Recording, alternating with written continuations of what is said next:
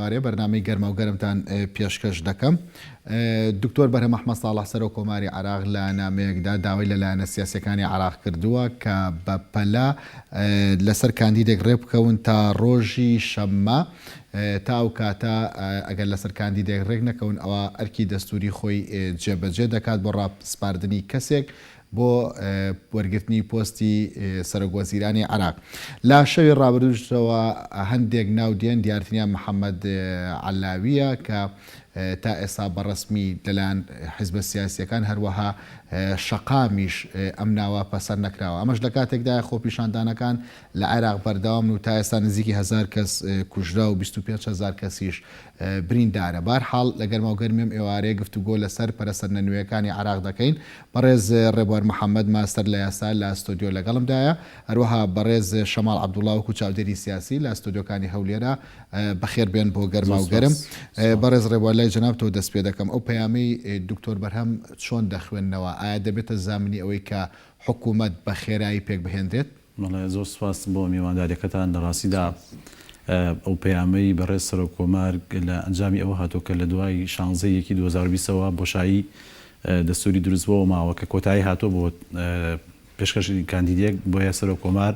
کە زامنی دەستور و پاراستنی دەوڵەتی حکوومەتی عێراق و دەوڵەتی عێراقە بۆی ئەرکی سەشانێتی کە ئەرکەکەی جێبەجێکە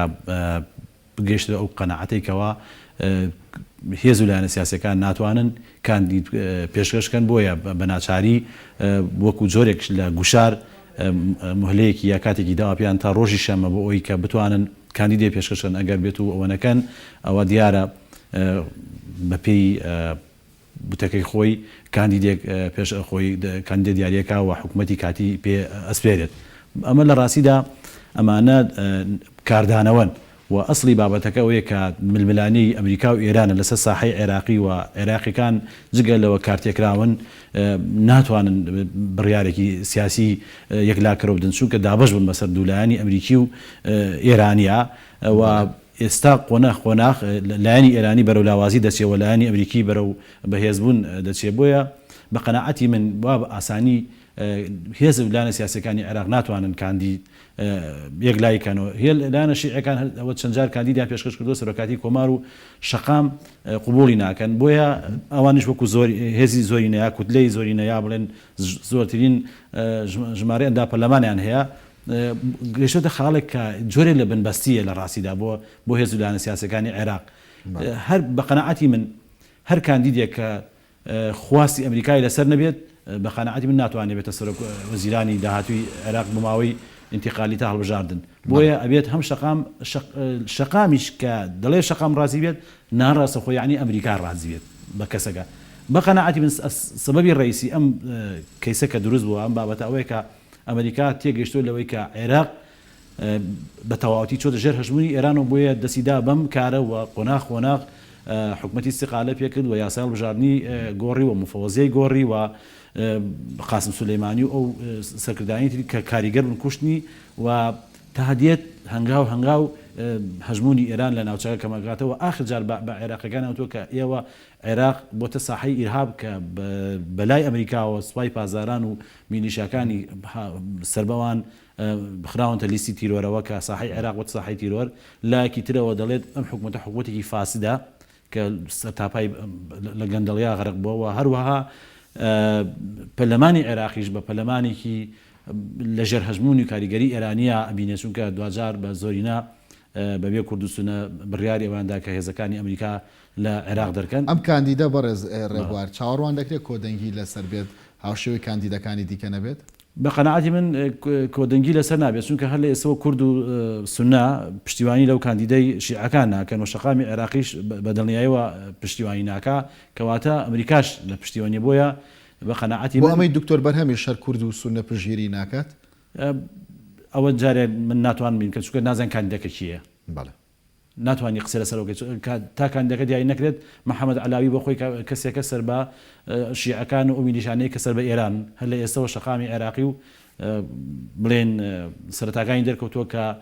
قبولکراون نییە. بەڵام ئەوەی کە باس ئەکرێت مستەفا کازمیە کە مدیری سەغباراتی عێراقی پێشووە و لای شەقامیشەوە مەرغوبە و هەروەها وەکو باس ئەکرێت لە ئەمریکەکانش نزیکە. بە قەناعەتی من ئەگەر دکتۆر بەرهەم مستەفا کازمی تەقدیم کات تەسەورەکەم یعنی لایەن شەقام و کورد و سنەوە و سەرۆکاتیشەوە پشتیوانی بەدەستبێنێ ئیتر ئەوە ئەمێنێتە ملویانێکە لە نێوان ئەمریکا و حکوومەتی عێراق. زۆر باشە. بەڕێز شەماڵ عەبدوڵڵا چاودێری سیاسی کە لە هەولێرەوە لەگەڵماندای تا ئێستا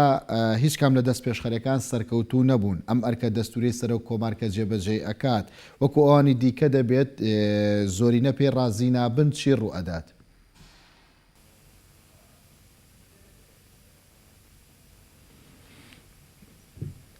ئەو کاتتان باش. دیارە ئێمە هەمومان دەزانین کە سەرۆک کۆمار پارێزەری دەستورە. بە پێی دەستور هەوڵەکانی خۆی دەخاتە گەڕ بۆ دروستکردنی حکوومەتێکی نوێ. دیارە کێشەی دروستکردنی حکوومەت لە کاتی خۆشیدا هەروە بوو. یعنی کێشەی دروستکردنی حکوومەت لە سەرەتاشە هەر کێشەی هەبوو و لە ئەنجامی ململانەی نێوان هێزە سیاسیەکانی شیعە بە ناچاری گەڕانەوە سەر هەڵبژاردننی عادل عەبدولمەهدی. لە سەرەتادا ئەگەر لایەنی زۆرینە با بڵێن لایەنی کە زۆرینەی کورسیەکانی لەلایە ئەگەر کەسێکی گونجاویان هەڵبژارد بووایە بێگومان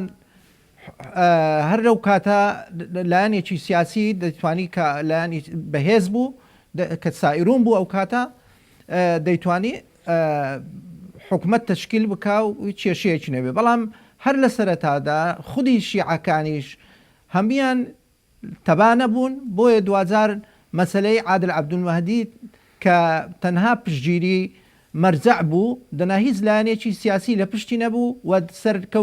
سەرنەکەوتنیشی لە کارەکانی خۆیدا بەهۆکاری ئەوە بوو کە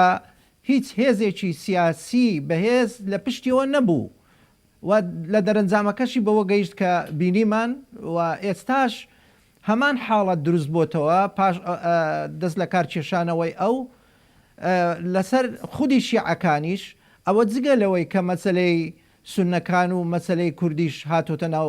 ئەو مەسەلەیانە. لەبەر ئەوە من پێم وایە دیاریکردنی کەسێک حاڵەتێکی زۆر ڕەنگە ئەگەر نەڵێم ئەستەمە زۆر گران بێت بۆ یەکلاکردنەوە بە تایبەتی لە نێوان ئەو بەرژەوەندیە سیاسیانەی کە لایەنە سیاسەکان لە عێراقا هەیەە و نزیکیان لە هەندێک لە ئێران و هەندێک لە ئەمریکا و هەندێک بەو جۆرە ئەم مەسەلەیە ڕازیبوونی کەسێک لەلایەن ئەمریکا ڕەزامەندبوونی ئەمریکا لەسەر کەسێکی دیاریکرا و ڕەزامەندبوونی ئێرانیش لەسەر هەمان کەس ڕەنگە ئەوە لە کاتێکدا کە کێشەی ئەمریکا و کێشەی ئێران لە حاڵەتێکی زۆر نالەباردایە ڕەنگە زۆر ئاسان نەبێت. لەو حاڵەتانە من پێم وایە باشترین ڕێگا هەر ئەوەیە هەڵبژاردننی پێشوەختە بکرێت بۆ یەکلاکردنەوە و دروستکردنی حکوومەتێکی نوێ لە عێراقدا. بەڵێ بەڕێز شەماڵ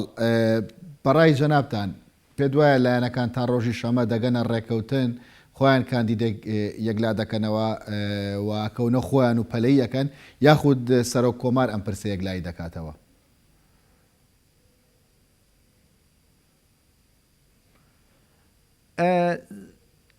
دیارە سەرۆک کۆمار لە کاتی خۆیدا کەسێکیان دیاری کردبەوە ڕەفزی کردەوە بە تایبەتی سەرۆک کۆمار حیسابێکی وردیش بۆ مەسەلەی شارعیش دەکات لەبەر ئەوە چونکە بەڕاستی ڕەزامەندی شارعیش لای سەرۆک کۆمار گرنگە و ڕەزامەندی هێزە سیاسیەکانیش هەمویان لەسەر کەسێکی دیاریکرا و گرنگن. من پێم وایە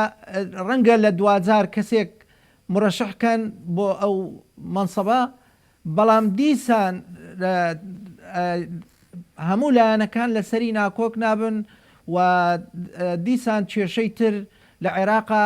ناتوانن ئەو ئاژاوانەی کە ئێستا لە عێراقدا هەیە ئەو هەروە ئەو خۆپیشاندانانەی کە هەن ناتوانن یەکلای بکەنەوە و کێشەکان چارەسەر بکرێ. ئەگەر چی سەرەتای کێشەی خۆپیشاندەران بەڕاستی کێشەی سەرۆکی حکوومەت و ئەوانە نەبوو. کێشەیان کێشەی بێکاری بوو، کێشەی نەبوونی خزمەت گوزاری بوو، ئەو مەسائلانە هەبوو. بەڵام لە دوجار لایەنە سیاسیەکان کۆمەڵێک مەسائلی خۆیان خستە ناو ئەجێندای خۆپیشاندەران تقریبا دەتوانین بڵێن زۆربەی خواستەکانی خۆپیشاندەران پراوێز خراون ئێستا. ئەوەی دروست دەکرێت ئەوەی دەبێت بە سەرۆکی حکوومەت لە عێراقدا من پێم وایە لە عادل عەبدولمەهدی باشتر نابێت. بۆچی؟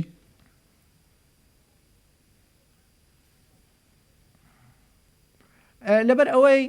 عادل عەبدولمەهدی تا ڕادەیەک لە هەردوو لایەنە قبول بوو، لەلایەن مەرجەعیەتەوە قبول بوو، لەلایەن هێزە سیاسیە شیعەکان قبول بوو، لەلایەن کوردەوە زۆر قبول بوو، لە لای سونەکانیشەوە کەسێک بوو کە ناسرا بوو بەوەی پیاوێکی میانڕەوە و پیاوێکە دەتوانێت لەگەڵ هەموو لایەنەکانە هەڵسوکەوت بکات و پیاوێکە کە توانای ئەوەی هەیە بە شێوەیەکی دەتوانین بڵێن دادپەروەرانە تەمەشای هەموو لایەنەکان بکات. بەڵام دەستکەوتنی کەسێکی ئاوا سیاسی و ئەوەی من پێم وایە لەو حاڵەتی ئێستادا زۆر زەحمەت بووە و هەتا ناکۆچیەکانی ئێران و ئەمریکا بەردەوامی هەوێ و چەندە ئاڵۆستر بێ هێندا مەسلەی دروستکردنی حکوومەت لە عێراقدا ئاڵۆستر دەبێت و کێشەی زیاتری تێدەکەوێت. زۆر باشە. بەڕێز ڕێبوار لە ڕابردوودا چەندین ناوهات بۆ پۆستی سەرۆکوەزیران و هەمووی ڕەتکرانەوە. ئەگەر لایەنە سیاسەکان نەگەنە ناوێک تا ڕۆژی شەممە و دوای ئەوە کاندیدی سەرۆکۆمار ڕەتکرایەوە چی ڕوودەدا؟ لە ڕاستیدا ینی قورسە عملیەکە لەبەر ئەوەی لە پشتی پەردەوە ئەو کاندیدی کە دەستنیشان نەکرێت کۆمەڵە شروعی بۆ دانراوە بەوەی کە من بەدواچونم بۆ کردووە ئەو کاندیدەش ئامادە نییە بە ئاسانی ئەم شروتانە قوڵکە بە تایبەتی ئەگەر کاندیدەکە لایەن هێزە شیعەکان سەر بە ئێران و دەستنیشان کرێ ئەو کاندیدا بێت التزام کا بەوەی کە واز لە قەراری پەرلەمان بێنێت و بەردەوام بێ لەسەر ئیتیفاقی ئەمنی کە لەگەڵ لە بینی ئەمریکا و عێراقا کراوە و خۆی هەڵ نەبژێرێتەوە بۆ هەڵبژاردننی داهاتوو خۆی هەڵ نەبژێرێت و هەڵبژار ڕازی بێت بە هەڵبژاردن بە بایۆمەتری بکرێت و چەندین شروتی لە پشتی پەردە بۆ دانراوە. ئەم بەرجانەی بۆ داناوە دیارە یعنی ئەمە ناڕاستە خۆ ئەمریکەکان ئەمانە ئەرزەکان چونکە سیرکە کە تۆ سەیری شروتەکان بکەی ئەمە شروتی ئەمریکین بۆیە لایەنە شیعەکانی سەر بە ئێران بە ئاسانی ئەمە قبول ناکەن. بەڵام سیاسەتیش فەنی ممکناتە ینی ئەکرێت لە ئاخر لەحزا کە بڵێن لایەنە شیعەکانی سەر بە ئێران کە بابەتەکان لە دەرچێت سەحەکان لە دەرچێت لەوانەیە تەنازولیش بکەن بەڵام ئەمە دەمێنێتە سەر مساوامەکردن بەو شێوەی کە ئەیبینین قورسە کە لایەنە شیعەکان بتوان کاندیدێک بەم مەرجانە تەقدیم بکەن و کە هەم کاندیدەکە قبوڵیکە و هەم لایەنی ئێرانی و شیعەش قبوڵیکە و ئەگەر واش نەبێت نە ئەمریکیەکان و نە شەقامیش قبوڵیکە بۆیە ئەگەر بێت و ئەمە ئەم شروتانە قبوڵەکە ئەو کاتێ سەرۆکاتی کۆمار کاندیدی خۆی پێشەشەکات دەبێنێتە سەر پەرلەمان ئەگەر پەرلەمانش قبوڵی نەکات ئەو کاتە عێراق دەکەوێت دۆخێکی سەختەوە بە پێی ئەوەی کە من سەخت وەکو چی لەمە سەختتر هەیە بۆ عێراق بۆ بەڵێ بە دڵنیایەوە ئەوەی کە تەسەور کراوە کە لەم ڕووداوانەی عێراق کە شڵەژانی شەقامی عێراقی کە پێشوەخت پێشبینی کراوە دواتر استقالەکردنی حکوومەت و ئەگەر بێت و نەگەنە نەتیجەیە کە حکوومەتێکی تر دروست بکرێت بڵێن مەرحەلەی دواتر تەدەخلاتی نێودەوڵەتی بەدڵنیایەوە لە عێراق ڕۆدات و لەوانەیە ئەمریکا بۆ ئەوی دۆخێت دەزانێت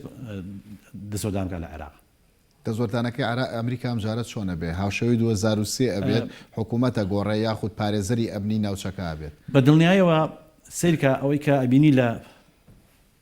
کە لە ڕووداوەکان یاخود لە ئەبیسرێت کە ئەمریکا تازە بە تازە لە هەرێمی کوردستان لە ئاڵتون کۆپری لە بەعشیقا لە کۆمەڵ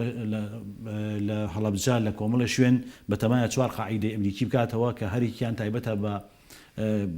پەروەردەکردنی هێزی پێشمەرگە و بە دیفاعی و ئەنواع ینی مەسایل عسکەریەکان ئەمە لایەک ناوچە سونیەکان چەندین کۆبوونە کراوە لە قاعیدەی ئەسەد وە خەڵک ئامادەکراوە ینی باسی ئەوە کراوە کە لە هەر لە حزەیەکە هەرێمی فیدراڵی سونەکان ڕابگەندێت کۆمەڵێک کارتی پێی ئەمریکا کە دەتوانێت بەکاری بێنێت لە کاتی پێویستە بۆیە ئەسلی بابەتەکەش وزەی و تاقەی عێراقە کە ئەمریکا نایەوێت لە دەستی بچێت دەرەوە بکەوێتە دەستی هەژمونی ئێران بینیمان لە ڕۆژی 18 کە بە سەرپەرشتی قاسم سولەیمانی و بە لە ڕێگەی عادل عەبدولمەجید سەرۆکوەزیرانی عێراقەوە لە چین ئیتفاقێکی 400 میلیارد دۆلاری کرا ئەمە هێڵی سووری بەژەوەندی ئەمریکیەکانی بەزان و ئەمریکا هەر خۆی دەڵێ لە ساڵی 79 هەتاکو 18 ئێمە هیچ ڕۆژێک بەرنامەمان ڕوخانی دەوڵەتی ئێران نەبووەوە هیچ کاتێک پشتگیری لایەنە دژەکانی ناو ئێرانمان نەکردووەکو ئیسلاحیەکان و بڵێن توێنڕەوەکان و هەروەها هاوکاری هیچ معارەزێکی ئێرانیشمان نەکردووە بەرنامەمان نییە ئێران بڕوخێنین دوو داواکاریمان لە ئێرانەیە ئەوە یەک واز لە فکرەی تەزیری سەورەی بێن فکرەکانی ئیمام خومینی و هەروەها هێزێکی نێودەوڵەتی تر نییە لەسەر شوێن و پێگەی هەژمونی ئەمریکا ئێرانیەکان بە پشتیوانی ئێرانەکان و بە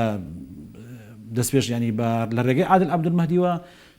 چینیان هێناوە سەر ئەو ناوچانەی کە ئەمریکا بە سنووری خۆی دەزانێت بۆیە لە مانگیدا دەبینی ئەمریکا لە ڕێگەی شەقامەوە خەڵکی عێراقی جوڵان و دۆخەکەی گەیان بەم ئاستە بۆیە ئەمریکا هەموو کارتەکانی بەکاری هێنێت بۆ ئەوی ئەمریکا خەڵکی جوڵان بۆ خۆپیشاندان یاخود نەبوونی خزمەتگوزاری خۆی ینی دۆخی عێراق دۆخێکی ینی لە ژانی فەساد و گەندەڵی و برسێتی و بێکاری ئەوە نابوو ئەمریکا یعنی لە ڕێگەی شەقامەوە چونکە پەرلەمان زۆرینەی پەرلەمان لە سەر بە ئێران بوو حکوومەت ڕۆیشت ئیتفاقی کرد لەگەڵ سینا بە سەرپەرشتی ئێران حکوومەت و پەرلەمان لە عێراق لە دەستی ئەمریکا نەمابوو بۆیە ئەمریکا چی بکات ناچارە لە شەقامەوە گوشارەکان دروستکات ینی سەیری پێشووکە کە حکوومەت تەشکیل دەکرا ئەوە بپێی دەسوور زۆرینەیەکی پەرلەمانی دروست بێت ئێستا زۆرینەی پەرلەمانی دروستکە بێ شەقام ڕازی بێت شەقام کیە شەقام ئەمریکا بۆیە ئەمریکا کۆمەڵێک کارتی تریە کە هەڕەشەی پێکات شەقامەکەی ئەمریکا بەهێزترەکە خو شەقامەکەی کە مختەدا سەدر و گروپی بەرگری هێنانە سەر شەقام مختەدا سەدر یاریەکە لە بینی شەقامی عێراقی و لە بینی دەوڵەتی ئێرانیا ئێستا پێشتر لەگەڵ خۆپیشاندەرانی عێراقا بوو بەڵام بەپێی ئەوەی من بەدواچوون بکردووە کە ئێرانەکان وعدیێوان پێدا دوای مردنی سستانی کە سستانی عملیاتێکی قورسی بۆ کراوە نەخۆشە و ینی بڵێن لە کۆتاییەکانی ژیانیاتی بڵێن ئێرانەکان بەڵێنیان پێداوە کە ببێ بە شوێنگرەوەی سستانی بۆیە مختەدا سەدر یەکسەر شەقامی جێهێشت و پشتی کردە خەڵکی عێراق و ڕووی کردە ئێران ئەمەش یاریەکە هەرچەندە ئێرانەکان سقان بە مختەدا سەدر نییە بەڵام وەکو کارتێکی کاتی بۆ جێگرەوەی ئەوەی کە بۆشایەکیان لە عێراقا بۆ دروست بۆ بۆی کوشتنی قاسم سلێمانی و ئەبوو مەهدی وەندیسەوە پەنیان بۆ کارتی سەدر بردە بەڵام سەدریش بە قەنەعاتی من کارتەکەی سوتاوە چونکە هەم نەپشتیوانی ئەمریکای هەیە شەقامیش ئەوە بوو کە ئەویش کشایەوە بەڵام شەقام هەر بەردەوام و زیاتر بەهێزترن بۆیە بە قەنەعاتی من تا دێت هەژمونی ئێران و لایەنەکانی سەر بە ئێران لە پاشەکشان و ئەمریکا تا دێت کارتەکانی بەکارێنێ و ئەگەر بێت و ئەوەی باسان کە نەگەن نەتیجەیەک بە قەنەعاتی من و دژی بەژۆنی ئەمریکا بن کارتی گەماڕووی ئابووری و کارتی بڕینی عێلاقاتی نێودەوڵەتی و عێلاقاتی بەنقی دەولی و دەست بە سەراگرتنی پارەی عێراق کەسی 5 میلیارد دلار لە بانقی فیدراڵی ئەمریکا و لەوانەشن نەوتی عێراق ڕابگیرێت بۆیە لە هەموو حاڵەتەکە ئەگەر بێت و دژی بەژۆندەکانی ئەمریکا حکوومەتی عێراق و پەرلەمانی عێراق بجوڵێنەوە لە زەرەری خەڵکی عێراق و حکوومەتی عێراق شکێتەوە زۆر باشە بەرز شەماڵ سەرۆکۆمار داوای کردووە لە نامێکدا تا ڕۆژی شەممە کاندیدێک لا بکرێتەوە بەڵام تۆ پێشتر لە قسەکان تاماژەت بۆدا کە هەڵبژاردننی پێشوەختە چارەسەرە پرسیارەکە ئەوەیە هەڵبژاردننی پێشوەختە چی دەگۆڕێت؟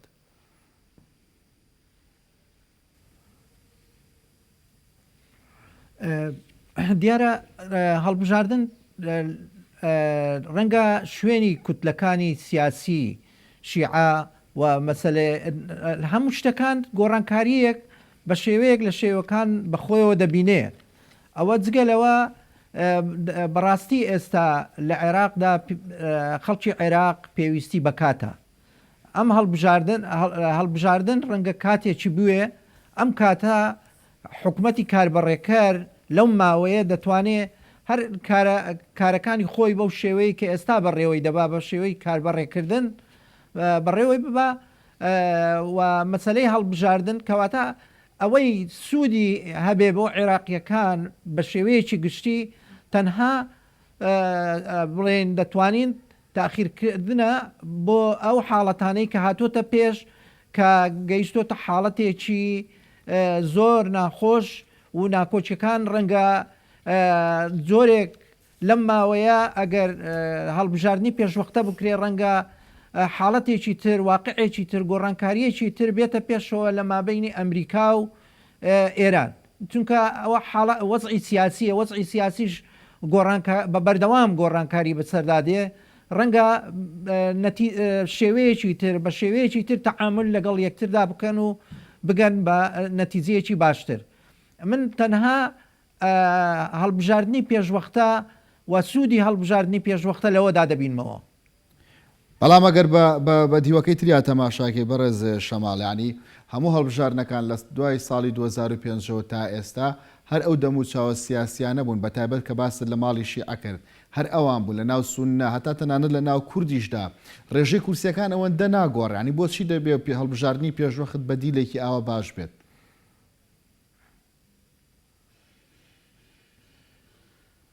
من تاکیدم لەسەر یەک شت کردەوە. من ئەوەی جەنابەت باسی دەکەی کە مەسلەی گۆڕانکاری لە کورسیەکاندا ڕەنگە نەکرێ ڕەنگە وەکو پێویست نەبێت چەند کورسیەک کورد مەسەلەن ببێت بە 6 یان 58 بێ یان شتێک لە شتەکان بگۆڕێ بەڵام ئەوەی دەیگۆڕۆ سوود وەرگرتنە لە کاتەکە کە ڕەنگە لەم ماوەیە وەزعی ئێران و وەزعی ئەمریکا جۆرێک لە خابوونەوە بەخۆیەوە بگرێ و لایانی تریش بهێنە ناو مەسەلەکە بۆ خاوکردنەوەی ئەو ئاڵۆزیانەی کە ئێستا لە ناوچەکەدا بوونی هەیە. بە تایبەتی من تەوەقع دەکەم ئێران و ئەمریکا ئەوانیش بە دوای واقعێکی تردا بگەڕێن بە تایبەتی هەم ئێران لە واقعێکی خراپی ئابووریدا دەژی و قەیرانە ئابوووریەکان تەنجی پێ هەڵچنیوە وەلەو لاوەش ئەمریکا لە هەتا ئێستا نەیگوتووە ڕۆژێک لە ڕۆژان کە ئەو مەبەستیەتی ڕژێمی ئێران بڕوخێنێت. لەبەر ئەوە من پێم وایە ئەمە زۆرێکە لە بڵێن واقع دروستکردنی واقعێک بۆ ئایندا ڕەنگە لەو ماوەیە لە چەمانجی داهاتوو دەکرێت شتێک بە شتێک بکرێ و گۆڕانکاریەک بێتە پێشەوە. تەنها لەم ڕۆوە دەکرێت ئێمە بڵێن سوودی هەیە دەنا لە ڕۆکانی تر ڕەنگە بڵێن دەستکاری لە کورسیەکانی پەرلەمان بکرێ ڕەنگە ئەوەش ساحەی سیاسی ئێستاش ڕەنگە هەندێک گۆڕانکاری لە ناو بەپۆی ئەو خۆپیشاندانانەوە هەندێک گۆڕانکاری بێتە پێش. زۆر باشە کاندیدی سەرۆکوەزیران عراقی بێت یا ئێرانی بێ یا ئەمریکی بێت چ گرنگێکی هەیە لە ژیانی کۆمەڵانی خەڵکی عراقدا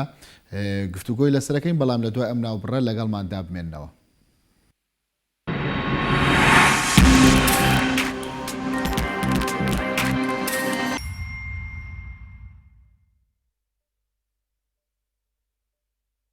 ئۆفرێکی ناوازە لە قەیوان سیتیەوە. ئێستا لە قەیوان سیتی ببە بە خاوەنی شوقەیەکی کواڵەتی بەرز و سەردەمیانە. پەلا بکە و سوودمەند بە لە ئۆفەری کڕینی شوقە بە قیستی 6 ساڵ. ڕوبەری شوقەکان 180 مەتر دووجایە. پێکهاتووە لە 3 ژووری نووسن، ژووری میوان و نان خواردن، 2 موشتەمەلات، گەنجینە، مەتباخ، 3 باڵکۆن کە بەسەر دیمەنی جوانی شاری سلێمانی داڕوان. باڵەخانەکانی قەیوان سیتی سیستمی ئاگرکوژانەوە و غاز و سەتەلایتی مرکزی تێدایە و 2 ئاسانسۆر بۆ هەر باڵەخانەیەک دانراوە و تێیدا ڕەچاوی بەرزترین کاریگەریەکانی بوومەلەرزەکراوە. تەواوی باڵەخانەکان بە مەبەستی پاراستن لە سەرماوگەرما بە کەرەستەی گونجاو ڕووپۆش کراوە. ئەم دەرفەتە لە دەستخۆت مەدە و لە قەیوان سیتی بە پێشەکێکی گونجاو و بە قیستی درێژخایەن ببە بە خاوەنی شوقەیەکی هاوچەرە.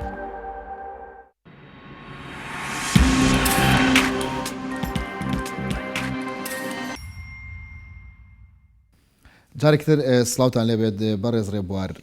پێش ناوڕەکە باسی ئەوما کرد کە زۆر قسە لەسەرەوەی بێ کاندیدەکەی ئێرانی بێ ئەمریکی بێ هەر وڵاتێک بێت ناسنامەکەی عراقی نییە ئەم سەرۆک وەزیرانە ناسنامە هەر کامێکانی هەبێ نوێنەراتی هەر کامێکیان بکە سەرۆک وەزیران چی لە ژیانی خەڵک دەگۆڕێ خەڵک چاوەڕێی خزمەت گوزاریە ئەوی بەلاوە گرنگ نییە وەلایی بۆکی هەیە زۆر سپاس لە ڕاستیدا ئەمما باگراوندێکی قوڵی هەیە ئەم بابەتە ئەم ململانێ لە عێراق ئەگەر دوای کەوتنی دەوڵەتی عوسمانی و دروستبوونی دەوڵەتی عێراقی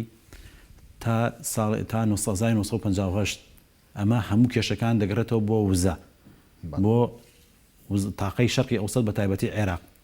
هەتا ساڵی 1950 دەوڵەتی مەلەکی لە عێراقدا بە دۆخێکی ئاسایی و هێمن و ئارامە دەڕوات بۆچی لەبەرەوەی لە 1995 امتیازی نەوتی عێراقی لە دەستی بەریتانیا و ئەمریکا و فەڕەنسا بێت پاش ڕوخانی دەوڵەتی مەلەکیت عەبدولکەریم قاسم بە یاسای ژمارە 8 ساڵی 1960 لە 1995 امتیازی نەوت لە ئەمریکیەکان وەرەگێتەوە لە بڵێن لە خۆرئاوە لەو ساتەوە هەتاکو ئێستا عێراق لە دۆخێکی ڕاگوزەری شڵەژاوی نەئارامە بە چەندین شەڕی قورستا تێپەڕیوە بە قەنەعەتی من تا ئەو کاتەی نەچێتەوە خاڵی 1950 عێراق هەر خراپتر ئەبێت باشتر نابێت 60 ئەو ساڵە لە دۆخێکی سەختایە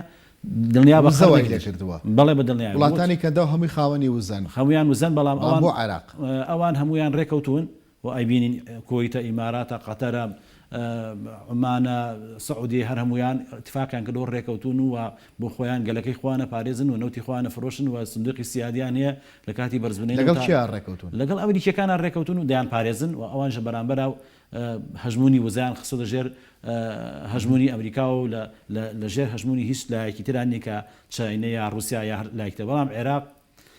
لە ڕابردووە بینیمان سەردەمێک امتیازیان لەسەرناوە دوایەوە خۆماڵیکردنینەوە دواتر هەڕەشەی عێراق لە ساڵی پێش 2000 کە نەوت لە دۆلارەوە ئەکا بە یۆرۆ ئەمەش بۆ خۆی کە نەوت لە هەموو دراوەکانی جیهانی غیتائێکی ئاڵتونیان هەیە تەنها دۆلارە غیتائی نەوتی هەیە سعری دۆلارە کاتە نەوت ئەگەر بێت و نەوت بە دۆلار نەفرۆشتی یەکسەر اقتصادی ئەمریکی هەرسەکا و ئیمپراتۆری ئەمریکا فەشەلێنێ بۆیە هەمیشە عێراق لە خەتەرایە و لە ئەمریکا بە چاوی مەترسی سەیەکە کێشەکەی ئێستش کە دۆخەکە وای لێ هاتوو ئەوەیە کە ئەبێ سەرۆک وزە دەسەڵاتی وزە بەپێی دەستوری عێراقیش و عەقدەکان هەمووی لە دەسەڵاتی سەرۆک کۆمارانی لە دەسەڵاتی سەرۆک وەزیرانایە ئەم سەرۆک وەزیرانە ئەمە لەفا کە ئەمریکا دەوێت لە دەستێکی ئامنابێت لە دەستی سەرۆک وەزیرانە ئەبێ ئەو سەرۆک وەزیرانە کەسێک بێ مخلیس و سەر بە ئەمریکا بێت نابێت سەر بە هیچ لایەکی تر بێت بینیمان عادل عەبدولمەدی لە ئێران و لە شیعە نزیک بوو ئەو کارەساتەی خۆڵقان کە عێراقی تووشی کارەسات کردەوە ئەوە تا لە دۆخێکی سەختی سیاسیایە و نازانین بەرەوەی دەڕوا پێش بێنە سەر سەردەمی عادل عەبدولمەدی ینی ئەمریکا نییە توانی لە 2003 کە ئەما سەرکردایەتی پرۆسی ئازادکردنی عێراقیان گرتە ئەستۆ کەسێک دروست بکەن لێرە جا لە حکومەکەی پاشایەتی بێ یاخود ئەم کۆماری و سەرۆک وەزیرانیە بێ پارێزگاری لە بەرژەوندی ئەمریکا بکات و بۆ عێراقیەکانیش باش بێت بە تێڕوانی لە ڕوونکردنەوەکانی تۆ بەڵێ ئەمریکیەکان بۆ خۆیان کە هاتن بۆ عێراق سەرەتا ئیدعای ئەوەیە کە عێراق خاوەنی چەکی کیمیایی و ئەنوا خاوەنی چەکی قەدەغەکراوە بەڵام دواتر دەرکەوت بۆ ڕای گشتی ئەمریکاش کە عێراق خاوەنی ئەو جۆرە چەکانە نەبووە بۆیە هاتن بە ناوی ڕزگارکردنی گەلێکەوە کە لەژێر دەسەڵاتێکی دیکتاتۆرە سێ دەیە و نیو ناڵاندوێتی وە کوشت و کوشتار و پێشەرکردنی مافی مرۆڤ کرا بۆی ئەماناتون ئەم گەلەیان ڕزگار کردووە ناتوانن لە کاتێکی ئاوا بێن وەکو بەڕێزت کە ئەڵێیت ئەو کەسەدانێن بە شێوەیەکی دیکتاتۆرانە کە صرف ینی بە بەردەوامی لە ژێر هەژمونی خۆیان نابێت ئەگەر سیر بکەین لە ڕابردووە هەندێک جار ینی نزیک بۆ لەوان هەندێک جار سەر بە ئێران وە دۆخەکە دۆخێکی سەقامگیر نییە بۆ ئەوان ئەبێت بگێتە خاڵی 1950 اینجا دۆخی ئێرە سەقامگیرە بێ ئەو کاتێت کە دڵنیا سەقامگیری لە 50 هەبوو تەنها وزە بوو یاخود سیاسیش بوو بە دڵنیایە وزەیە کێش ئەمریکیەکان هیچ ئەگەر بێت و سەری باری دۆخی کۆمەڵایەتی عێراق بکەین لەگەڵ ئەمریکیەکانە عێراق لە ڕووی مێژیوە لە سنگەری بەرەی شەڕی ئەمریکا چونکە لە ساڵی 1970 کە ئەو هێزانەی کە پشگیریان کرد لە گەماڕۆیان سەر ئەو دەوڵەتانەی کە هاوکاری ئیسرائیل بوون و نەوتیان پێ نەفرۆشتێکی بوولەوانە عێراق بوون ئەوان بە سنگەری شەڕی خوان و دژمنی خۆیان حسابی عێراقن و دواتر لە پرۆسی ئازادی عێراق بەدەست بەریتانەکانەوە بۆ نەوتی عراق یاخو بەدەست خۆیانەوە بووە بەدەست بەریتانیا و ئەمریکا و فەڕەنسا بۆ دابەشیان کردووە بە پێی ئەو ڕێنجەی کە خۆیان بەشیان کردووە لە 1995 بەس دابشکا بەسەر ئەو سێ دەوڵەتەوە لە 1995 بەسەر کابراایکی ئەرمەنیا کە پێشتر لە سەدەمی دەوڵەتی عوسمانیا بە دوای نەوتا گەڕاوە و بیرنەوتەکانی کەشف کردووە بۆیە ینی دۆخێکی ناسەقامگیر و ئارامە و ئەمریکەکان دەڵێن جێهێشتنی عێراق یەکسانە بە تەسلیمکردنی نەوتی عێراق بە ئێران ئەمەش قابلی قبول نییە بۆ ئەوان ڕایزن هاوەر دەڵێت لە هەر شوێنێک نەوت کەوتە خەتەرەوە ئێمە دەبێت لەوێ ئامادەبین بۆ پاراستنی بۆیە دەبێت عێراقیەکان لەوە تێبگەن شیعەکان کورد سونە سەرۆکاتی بە دیوەکەی تریشە ئەمریکەکان لە عێراقدا نمونێکی ئەوەندە جوانیان دروست کردووە کە تاکو خۆشەویست بن لای عێراقەکان نەخێر مەسەلە خۆشەویستی نیە مەسەلە بەرژەوەندیە ئەو دێت ترام لە وتارێکە دەڵێت شتێک نەماوە ناوی عێراق بێ ئێمە ڕۆشتینە دەوڵەتەمان داگیر کردووە ئەمە میراتی جەنگە بۆ ئێمە ماوەتەوە ئەڵێ ئەو بەنەسەن ئەڵێ بیرێکی نەوتیان هەیە لە قوڕنە بای 11 تریلیۆن دلار نەوتی تایە و ئەمە میراتی ئێمە و ئێمە خاوەنی ئەم وڵاتین تەنانەت کە هاتە سەر حکومیش وتی ئێمە دەبێت جارێتتر گرن بۆ عێراق و عێراق نوێژە دەستی خۆمان و نەوتی عێراق نوێژە دەستی خۆمان مەسەلەکە مەسەلەی وزێ و جگەلەوە زیاتر شتێکی تر نیە دەبێت عێراقیان تێبگەن هەتا ئەو کاتەی امتیازی نەوتی عێراق و دەستی ئەم نەوتە لە دەستێکی ئەمینان نەبێت کە ئەمریکەکان دڵنیان بلێ دۆخی عێراق لەوەش لەژاوتر و خاوترە بێت هەر تایبەت بە وزە بەڕێز ڕێبوار ئەو ڕێکوتنی عادل عەبدولمەهدی لەگەڵ چین ئەکێتە کوێم هاوکێشانەوە هەرچەنە لە پێشە هەندێک قسەر لەسەر کرد ینی پەیوەندی بە ڕووداوانی ئێستاشەوە هەیە بە تایبەت بڵاوبوونەوەی ڤایرۆسی کۆرۆنا بە دڵنیایەوە عێراق لە هەژمونی ئەمریکا چوە دەرەوە ئەمریکا لە ساڵی 2023 هاتووە عێراقی داگیر کردو 5,000 جوندی داوە کوشت چەند تریلیۆن دلاری سەرف کردووە ئەم ناوچە بە ناوچەی خۆی ئەزانێت عێراق ینی احتیاتی گەورەی زیاد ئەوەی کە دوکە بەرهەم اعترافی کردو کە لە کاتێک بەرپرسی مەلەفی وزە بوو لە عێراق 360 ملیار بەرمیل نەوت لە عێراقە وەکو یەدەک ئەمە لە ڕۆژای ئەگەر بێت وەکو ئەوەی کە مەقولە ئەڵێگەر هەر هێزێک دەسڵاتی گر بەسەر عێراق دەسەگرێ بەسەر ڕۆژهەڵاتی ناوەڕاستە دەستی گر بەسەر ڕۆژهەڵاتی ناوەڕاستە تا حکومە عالەمەکان ئەمریکا لێرۆ سەری عێراقەکان بۆیە خۆی بە خاوەنی زانێەوە کارەکە بۆ ئەوی کە بەردەوام عێراق لەژێر هەژمونی خۆیان بێت عێراقەکان عادل عەبدولمەهدی بە ڕاوێژی ئێرانەکان دەچنە ژێر هەژمونی سینەوە و سینیش ئێستا لە هەوڵی ئەوەدا کە ڕێگای ئاوریشمی کۆن نوێکاتەوە بگا بە ئەوروپا و بگا بە باکووری ئەفریقا و لەگەڵ عەرەبەکان و لەگەڵ عێراق اتفاقێکی 400 ملیار دلاری کردەوە جگە لەس ئەوەی کە 750,000 تا 1 ملیۆن بەرمیل ڕۆژانە و دفرۆشێ بە سین سندوقێکی تایبەت دروست کرێت ڕۆژانە 100,000 بەرمیلی بدا بە وڵاتی چین عێراق بەبێ ئەوەی دینارە وەرگێت لە بەرامبەر کۆمەڵی اتفاقات کراوە کە وڵاتی چین لە هەموو بوارەکانی ژێرخانی ئابووری عێراق ئاوادانکردنەوەگا لە ڕاستیە کەسەی اتفاقی لە بەژۆندی خەڵکی عێراق بەڵام ئەمریکا ئەوەی قبوڵ نییە چونکە ئەو خۆی بەخاوەنی ڤایرۆسی کۆرۆنا پەیوەندی بەم ڕێکەوتنەوە هەیە والله ینی ئەوان جێگەی گومانە دون هەرچەند کەسێکی پسپۆڕین لەباری تەندروستی و ئەوانە بەڵام کەسەی بەشێک دێت لە جەنگی ئابووری ئەمریکا و ئێران بەو دیوەیە تەماشا ناکرێت من ئەگەر لە باری بابەتەکەی خۆمە سەریکەم پێشتر چاوەڕێی ئەوە کرا کە دۆخی عێراق بشە لە ژێو مەسەلەی نەوتوانە ئەگەر ئەمریکا نەوت ڕاگرێ یاخود ئێران دەویست کێشەی وا دروستکە لە عێراق کە نەوتی عێراق لە بەسرەوە نەڕوات نەوت بەرز بێتەوە و ئەم کێشە بۆ ئەمریکا دروستکات ینی نەوت گەشتە 70 دلار بەڵام بەهۆی ئەم ڤایرۆسەوە ئێستا نەوت یەکسەر هاتۆ بۆ خواری 60 دلار ینی ئەمە بە خوێندنەوەکە کە ینی ئەمە ئامانجە بەڕاستی ئەم ڤایرۆسە ئەگەر دروستکراویش نەبێت سروشتی خۆشی بێت بەڵام بۆ سەبەبی ئەوەی کە ینی ئامانجەکەی ئەمریکای پێکا زۆر باشە بەرز شەماڵ ئێمە ئەو بابەتەی کاندید سەرۆک وەزیرانی عراق ئەمریکی بێ یا ئێرانی بێ یا عراقی بێ بە ڕێز ڕێبوار لە ڕەهەندی ئابووریەوەدا تەماشا کرد و ئەوەی هەڵبژارکە دەبێت ئەمریکی بێت بە بەلێکدانەوەکانی تۆش هەمان تێڕوانینت هەیە کە ئەبێ ئەمریکی بێت ئێرانی بێت یاخود عراقیەکی ئەسیل بێت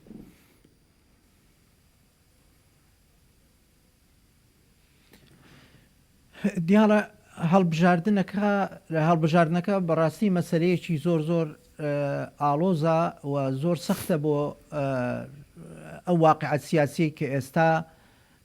پێیدا تێپەڕ دەبین بەڵام لە حقیقەتدا دەبێ ئێمە بەرژەوەندی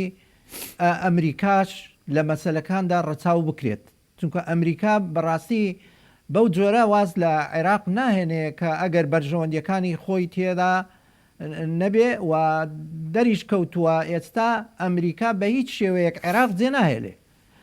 کە عێراق جێ ناهێلێ کەواتە ئەگەر لە بەغداش شوێنی نەبێتەوە یان تووشی کۆمەڵێک کێشە ببێ بە دڵنیاییەوە لە هەرێمی کوردستان یا لە ناوچە سونیەکان پێگەکانی خۆی بەهێز دەکات و دەمینێتەوە لەو ناوچەیە و کەواتە کێشەکان بۆ عێراقیەکان هەر بوونی دەمینێ لەبەرەوە دەبێ بەرژەوەندیەکانی خۆی پارێزراو بێ و ئەمە جگەلەوە ئێرانیەکانیش بە هەمان شێوە لە هەوڵی ئەوەدان ئەوانیش بەرژەوەندی سیاسەکانی خۆیان پارێزگاری لێ بکەن بەڵام ئەو معادلەیە بەڕاستی سەختە کە بتواندرێ چارەسەری بۆ بدۆزرێتەوە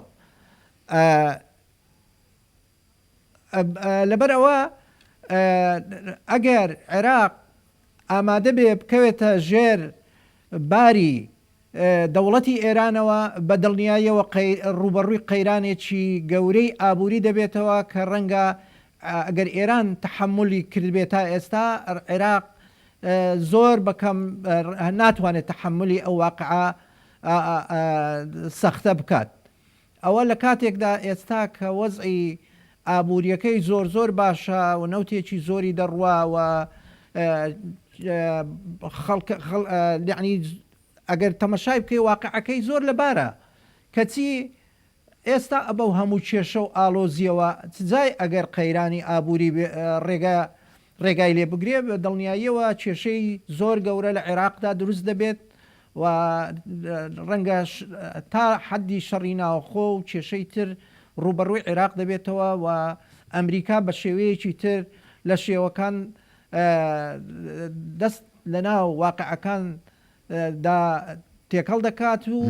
و ڕەنگە ئەمە ئەو کاتە پریشتی ئەو کێشانە بەر ئێمەی کوردیش بکەوێت لە کوردستان بە تابەتی قەیرانە ئابوووریەکان سەخت دەبێ بۆ ئێمە و ئەو کاتە من پێم وایە ئالۆزیەکان زۆر زیاتر دەبێ بۆیە بۆ عێراقیەکان ئەوەیە کە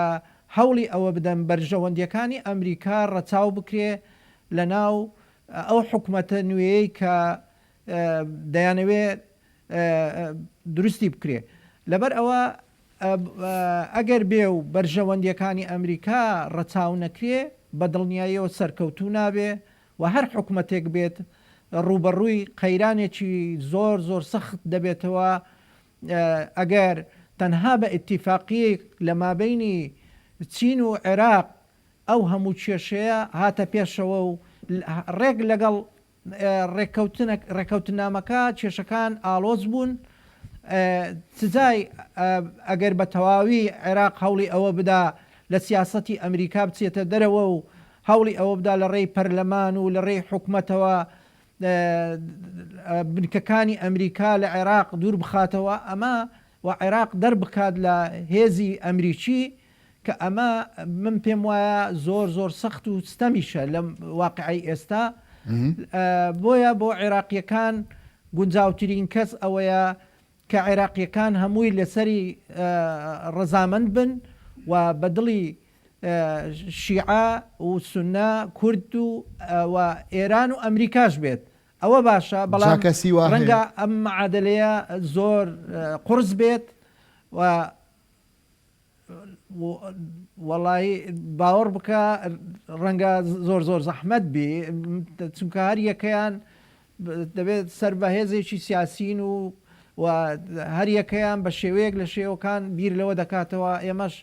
دەوڵەتی عمان نین وەکو ئەوە پەیوەندیەکانمان لەگەر هەموو لایەنەکان بوو بێ و تەنانەت دەوڵەتێکی وەکو عمان پەیوەندی لەگەر ئیسرائیلیش هەیە بۆ نمونە یعنی ئەو حکوومەتە لە عێراقدا ڕەنگە زۆر نەکرێت دروست بکرێت بەڵێ بەڕێز شەماڵ باسە لە پرۆژەکەی چین کرد لێرەش بەڕێز ڕێبوار هەندێک ئاماژەی پێدا پرسیارەکە ئەوەیە پرۆژەکەی چین بۆ عێراقیەکان باشترێکە یاخود تێڕوانینەکانی ئەمریکا بۆ عێراقیەکان؟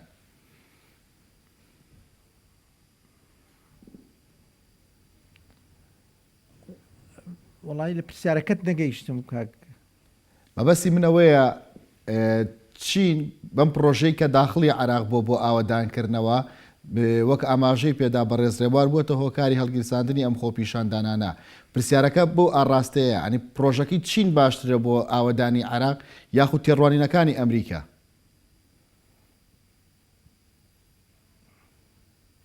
بە دڵنیایەوە ئەو پرۆژەیە کە چین داڕشتووە و پرۆژەکە پرۆژەیەکی هەمەلایەن و پرۆژەیەکی پێویستە بۆ عێراق ئەوە حەقیقەتە، بەڵام دیارە ئەمە لەو ڕوانگەوە نەهاتووە. ئەم پرۆژەیە من پێم وایە هەر لەو ڕوانگەوە نییە کە بەرژەوەندیەکان چکە دەکرێت هەمان پرۆژە لەگەڵ ئەمریکاش بکرا بواە، بەڵام دیارە بەهۆی ئەوەی کە ڕەنگە لایەنی تر لایەنی کە گومان دەکرێت ڕەنگە ئەمریکا بڵێن ئێران ڕۆلی هەبێت لەوەی کە ئەم لێک نزیک بوونەوە و ئەو ئەتیفاقەیە بگەێنێتە ئاکامێک لە مابینی عێراق و چین. دەنا خۆ دەکرێت هەمان شت ئەو پرۆژانەی کە داوا کراوە لەگەڵ ئەمریکاشە بە هەمان شێوە جێبەجێ بکرا بواە. کەواتە ئەرکی سەرۆکوەزیرانی داهاتوو قورسترە بێ لەوەی ئێستانی دەبێت لە نێوان داواکاری خۆپیشاندەران و داواکاری حیزبەکان و ڕەهەندی دەرەوەی عێراقدا خۆی یەکلا کاتەوە پشتگیری هەرسێکیشان بکات.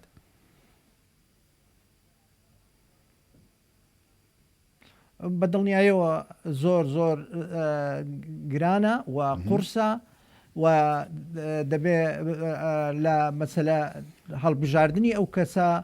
کەسێکی گونجاو و کەسێک بێ کە بتوانێت بەرژەوەندی هەموو لایەنەکان بەرژەوەندی سیاسیەکانی ئەو وڵاتانەش ڕەچاو بکات، چونکە بمانەوێ نەمانەوێ بوونی هەیمنەی ئێرانی لە عێراقدا بوونی هەیە و هەیمنەی ئەمریکیش بوونی هەیە و ئەوە جگەلەوەی هەریەک لە هێزە سیاسیەکانی شیعا و سونە و کوردیش هەر یەکەیان بەرژەوەندی تایبەتی خۆیان هەیە و هەر یەکەیان بە شێوەیەک لە شێوەکان سیاسەتی خۆی بەڕێوە دەبات. لەبەرەوە دەبێت زۆر بە وردی ڕەچاوی ئەم مەسەلانە بکرێ دەنا پێشببینی واقعێکی خراپتر لەوەی ئێستا لە عێراقدا دەکرێت. بەڵێ بەڕێز شەماڵ عەبدوڵڵا چاودێری سیاسی سوپاس بۆ تۆ کە لە هەولێر و لەگەڵماندا بووی، هەروە بەڕێز ڕێبوار محەممەد ماستەر لە یاسا سوپاس بۆ جەنابیشت. ئێوەش خواتان لەگەڵ.